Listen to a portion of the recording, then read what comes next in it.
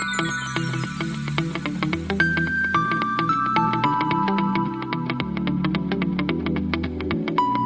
guys, praise Jesus and welcome back to my channel. If you're new here, I'm Beckybecks. I bring you awesome, fun and timely content on all my social media platforms, so follow me on there.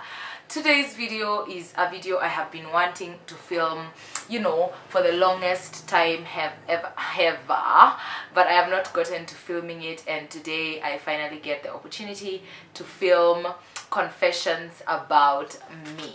Now guys, I've seen many content creators doing this video and I really like how the perspective they are taking on the issues that they are confessing about. And just a disclaimer before I begin this video, if anything triggers you, I am so sorry.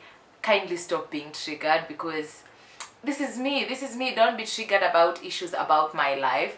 Kindly just may this be an encouragement for all of us to be intrinsic enough to see the traits that we have that don't really, gel well with other people and try to fix them. I'm not talking about these issues because I have made peace with them. No, I have not made peace with things that are wrong in my life. I am trying every day to get better and better and better and better. And I'm just sharing them so that, we are on the know, so that we get to know more about me and the traits that you all don't see on a day-to-day on my YouTube channel, because it's not every day I'll just come on here and decide to hang my linen for you all guys to see it. But today I really love my makeup. I feel so cute. My day is going very productive. So yeah, let's stop with the blabbing, let's stop with the nonsense and get straight into this video. If you're not subscribed, hit the subscribe button. It's a red button, it's down here, and click that notification bell that you're notified every time I post. So now, and yeah, if you want to judge me, it's completely fine, but after you finish judging me, kindly pray for me so that I can be a perfect human being as you are, my dear. Anywho, how did I forget? I was wondering what's wrong. What is wrong with me? What is happening? I forgot to put back my earrings, guys. I'm going to do that just before I confess, because confessing takes courage and you could as well look hot for your confessions. Now, my first confession is that I get angry very, very fast. You would be surprised at how fast I get angry. We could just be having a very subtle, normal conversation, and you say something and it triggers me, and that is the end of that conversation. Because when I'm mad, I don't talk, and that's another trait about me. When I get angry, I do not like talking in anger, and we all get angry because I tend to express more than I should be expressing. So when I'm angry, I just try to be, calm, collected, not say too much, just, get myself together first before I open my mouth and hurt someone's feelings. And I'm a strong believer that, anger is something that you can control, that you can get power, that you can get control over, that you can use in ways that will not necessarily affect other people's lives. But that is something about me. I get angry really fast. I'm a quick switch. And yeah, that is something that I have been working on for the longest time ever, and I really thank God that He has enabled me, and by His Spirit I have gotten patience and self-control. So I don't honestly act in my anger. I just keep quiet, process the situation, and yeah, handle it better, because I have the capacity to handle it better. Okay, that is my first trait that I am not really proud of. The second one is I do not like people doing stuff for me. And this might sound really crazy, because one of my love languages that rank stop is acts of service, and it's weird that I don't like people doing stuff for me. A good example is I wash my own clothes, I wash my carpet, I will do everything for myself, I will iron for myself, I'll clean my house myself, I will do everything, everything for myself. And it's just a trait that I have, because I like things done in a specific way, and I could merge this up with I am sort of kinda a control freak. Not the whole breathe like this type of person. No, I just like things done in a certain specific way. And if I get someone to do it for me and I feel like they do not do it like I would have done it myself, I will redo it. A very great example, I had a friend over, that is, and I just requested them, hi, since you're just chilling, do you mind cleaning out my carpet for me? And they did clean it. But then after they finished, I saw it and I was like, nah, this carpet is not as clean as I would have made it clean. So I redid it, and to add on to that, I did it in their presence. Like, it was so subconscious. I just found myself on the floor sweeping the carpet again. And they were like, okay, why did you ask me to do it if you can do it yourself? And I was like, I can do it myself, but I wanted you to do it for me, but then you didn't do it the way I can do it. I know it's confusing, but those are two other traits about me that I don't like, that I am sort of a control freak and that I like doing things myself. And this gets in my way, especially when I'm ill, when I'm tired. Like, I will push myself to do things myself, even when I'm not feeling the best, when I'm not in the best of health. And that is something that can really negatively affect your life. The fourth confession is that, guys, I cry about everything and anything. When I'm happy, I will cry. When I'm sad, I will cry. Excited, cry. Elated, cry. Disappointed, cry. Frustrated, cry. Happy, cry. Joyful, cry. Good mood, cry. Bad mood, cry. Good shoes, cry. Good dressed, cry. I'll cry. I see a good bag, I'll cry. I see a good movie, I'll cry. When people are doing good things, I'll cry. When people are killing each other, I'll cry. I'll be crying. I'll cry about everything. And that is the trait that really annoys my close friends, because usually like, Becky, why are you crying? Like, this one time we go for weekend challenge at Highway Secondary School, Highway High School, and then so many of the students get saved after a revival meeting, and I start crying, and I'm with Gloria, and Gloria turns, looks at me, and is like, sis, why are you crying? I'm like, these people just came to Christ, like their life is forever changed. I was crying. And I don't know, I think I'm a very emotional person, and I don't show it a lot here, because of course, obviously I don't want to transfer my bad vibes to anyone. But yeah, I'm a very emotional person, and I cry a lot, and it's something that annoys people at times. But I don't mind, because it's me and I can't do anything about it. Like, my emotions must be expressed. If I feel happy, I will cry, and if I feel sad, I am going to cry some more, and that's okay.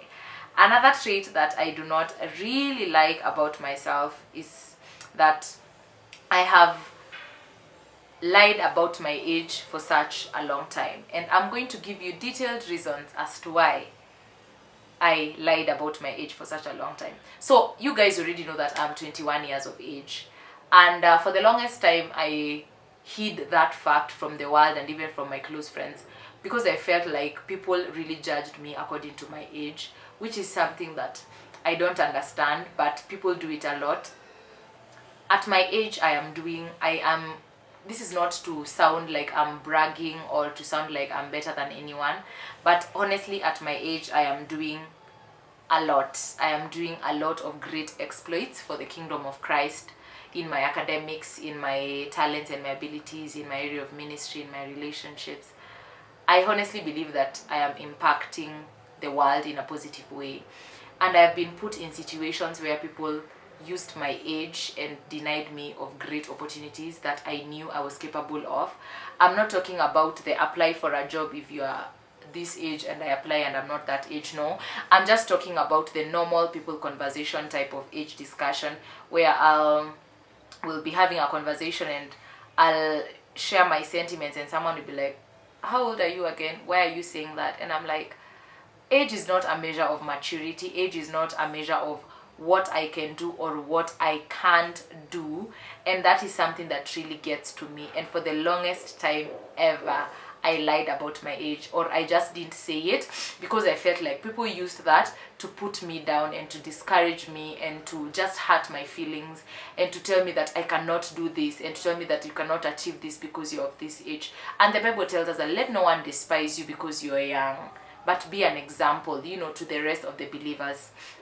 And it got to a point where I could not like let people control me just because of my age. I had to step up and be proud that, you know what, I am young and I am doing great exploits for the kingdom of God, and that is enough. And I just started sharing my age at some point. And the one time when I really got pissed when someone undermined my age was in this opportunity that was there, and it was a room of different people, and we were talking about a subject, and this person basically felt like my age did not allow me to give an input in that subject, and it really disappointed me. And I just had to tell them, you know what, hey, you've done this to me for a very long time, and I think it's about time it stops.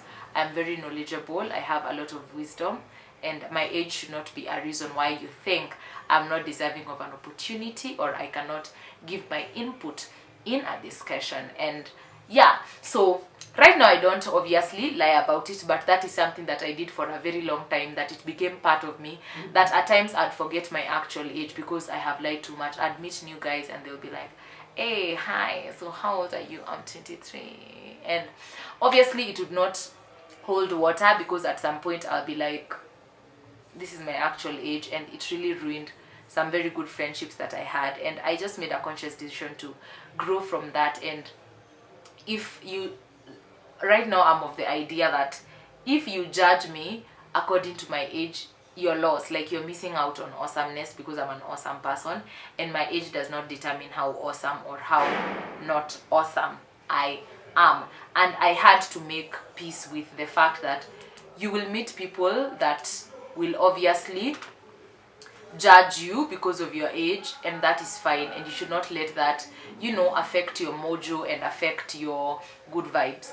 So those are the reasons why I lied, but it's a trait that, you know, I've had for a while. Another trait is that are you ready for this one? This one is a bit weird. So I smell people's ears when I hug them. I'll smell your ears, and I will smell your clothes. And it's very subconscious. Like after the hug is over, that's when it hits me. This person smells like cinnamon. This person smells like roses. This person's ears smell like, you know, and I don't know. I realize that now when I'm older. When I'm young, I used to be like, why do I think so and so is in the room? And I'd look around and I'd see them because like their smell is imprinted in my mind. And I catch people's smell. Like I will come into a room and be like, well, so and so here, and that person will have just left, or they will be in the room because I can smell them. I know their scent. And I know this is very weird for some of you, but I don't know, some ears just smell weird. That's why I have an obsession about cleaning my ears, because I feel like every other person smells my ears just because I smell people's ears. So that's a thing. I'll catch your smell, I'll catch the scent of your clothes, I will catch how your ears smell when you hug me. So it's okay if you don't wanna hug me, but by now, if you've been hugging me by now, I know your scent, I know how it smells like. So even if you don't hug me, it's still fine. Another trait that I have that I need to confess today is that I stare. Guys, I stare. I will stare at clothes, I will stare at shops, I will stare at people, at cars. I will stare. And it took me such a long while to make peace with the fact that I actually stare at people a lot. And just this week, on Sunday when I was coming home, I got onto this matatu and I sat near the exit, so I was able to see everyone that came in. And these 3 guys got onto the matatu and they were drunk. Let me just say the truth, they were drunk and they were acting a bit rowdy in the matatu, so they caught my attention. And the matatu was full, so they had to stand, and they chose to stand like in front of me. When I was seated like this, like I could see them there. And this one was singing a very weird song. I did not understand what he was singing. So I was like looking at his lips to see what he was saying, to read his lips, to sort of get an idea of what song he was singing, because I could not understand it and I was very curious. I looked at him for like 5 minutes straight, and he noticed that I was staring, and he turns, looks at me and is like, "Madam, kwani unaniangalia hivyo? Kwani tunajuana? Kwani nimechukua vitu zako? Kwani unaniangalia hivyo?" And he was really pissed. He was so pissed. And then it hit me, "Guy, Becky, you have been staring at this guy for so long. Why are you staring?" And I just held my gaze at him. And my thought was, if this guy tries to hit me, because he was like high and he could do anything at that point, I was like, if he tries to hit me, I'm hitting him back. I'm going to punch him, because I know how to punch guys. But obviously, even if he would have punched me, there's nothing I would have done. But at that point, I felt like, guy, I have been staring for so long. And a friend of mine has told me this so many times. He's usually like, "Becky, you stare." And I'm like, "No, I don't stare." But that day, it was rubber stamped that I stare. So if you catch me staring at you, I am really sorry. It's subconscious, and I know it's disrespectful at times. But yeah, it's a trait. It's something that I do. Okay, so those are the number of confessions I am willing to confess. And just before I finish, I hold in my farts. Like, it will take you a very long time to hear me fart, because I hold them in. If it's unhealthy, it's fine. It's a thing I do. But I am growing into the idea of, excusing myself. Excuse me, I need to go out, and letting the natural be the natural. Because honestly, there's nothing I can do about it. Like, it's going to happen at some point. So these days, I try not to hold it in as much. I just excuse myself, go to the washroom, and do the deed, because the deed gotta be done.